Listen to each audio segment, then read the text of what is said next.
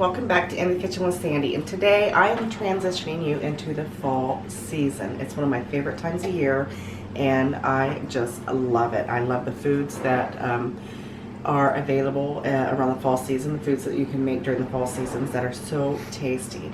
So today what I'm sharing with you is a recipe for a Parmesan chicken here. This is the chicken breast. I've got some penne ricotta, and I've got some onions just diced here, and in this combination I've got some red pepper flakes, a little bit of garlic powder, some onion powder, and some Italian seasoning, and I have some garlic, just minced garlic, and in here I have because we're going to be using chicken stock, so, and I like to add a little bit of extra flavor to my chicken stock, so I like to use either the bouillon or the granulated chicken. I prefer the chicken bouillon cubes, but I'm out, so I'm using what I have available.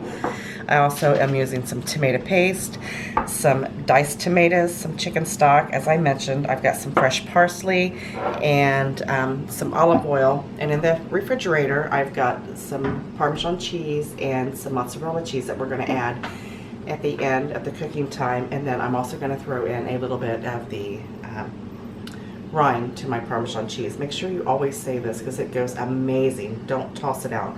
Throw it into your soup, stews, what have you, because it offers an abundance of flavor, and also just a little bit of salt and pepper. Now I am going, since it is becoming, I know it's not fall yet, but since we're going into the fall season, I am going to be sharing with you all kinds of recipes. I'm talking too fast. That's going to help you welcome the fall. We're going to be doing a lot of caramel apple stuff, things to do with apples and pumpkin, and because it's just my favorite time of the year. And like I said, it offers such an abundance of flavors, the fall season does. I just love fall. Okay, let's go ahead and get started. To my pot, I've already added my olive oil. So what I'm going to add next is my garlic.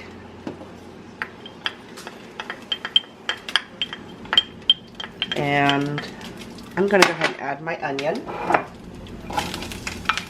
And I've got this on about medium-high heat. So we're just going to stir fry the chicken in there. Go ahead and give that a nice stir. Already fragrant, especially when the garlic and the onions hit the pan. And we are going to go ahead and add a little bit of pepper, or a lot of pepper. A little bit of salt. You don't want to use too much salt because you're using the chicken stock, which already has, quite a bit of salt in it. So you can always taste your dish once before you serve it, or twice, or 3 times, however many times you want to do it.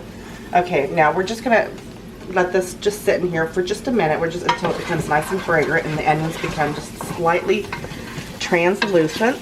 Oh, it smells amazing already. I love the smell of garlic. You can go ahead and throw your chicken in there.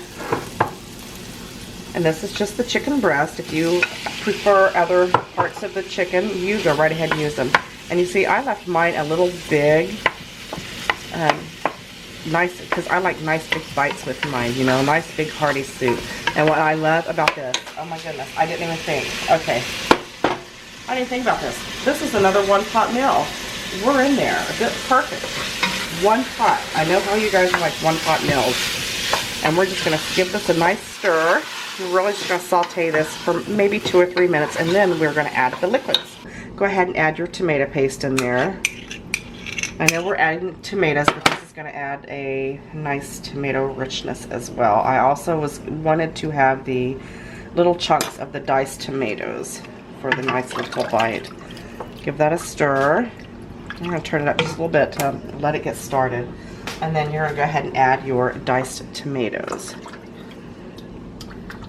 And they will splatter. There you go. Give that a nice stir. It just smells so good. So good. Now the chicken is going to cook in this broth, and it's going to make it so nice and tender and delicious. And you can go ahead and add your flavorings there, your seasonings, right into the pot. And then we're going to go ahead and add our little bit of chicken granule, bouillon, what have you. I'm going to give it a nice stir. Now, once this comes up to a boil, we're going to reduce the heat and we're going to let it simmer until the chicken's done, which should only take maybe 20 minutes max, 15-20 minutes. I'll let you know the exact time when we get there. Okay, I want you to look down in here. Look how absolutely phenomenal that looks. My chicken, I let it boil for or cook in the ingredients for about 15 to 20 minutes. It got nice and tender. I added my pasta, and then I let it brought it back up to a boil and let it cook for maybe about 6 minutes, and I just pushed it off to the back of the stove and let the flavors just marry for just a little bit, maybe 5 minutes or so. Now I'm going to add all of my beautiful cheese, and this is going to make it amazing. And go ahead and give it a stir. A little bit of nice fresh parsley just for added color. Give it a quick stir. Oh, look at the cheeses. That is amazing. And we are going to let this sit for just a couple minutes and let the flavors continue to marry a little bit. And I'm not going to be doing no taste test just yet because I know I will burn my mouth up. And then we are going to serve this up. Oh, that's beautiful. Look at that. Beautiful. That's the important part, is when I throw it in the rind of the Parmesan cheese. I'm not going to lie to you. We've already been into this. I want you to look how amazing that is. And it is really delicious. So I'm going to go ahead and spoon me some out. Look at that. Look at the cheese. It's just loaded with cheese. It's amazing. Absolutely wonderful. See, it's so good that my dog's wanting some of it. Got my shirt. It is so amazing. The combination of all the flavors come together in perfect harmony. I will leave the recipe down below, and I appreciate you watching, and I'll see you next time. Bye.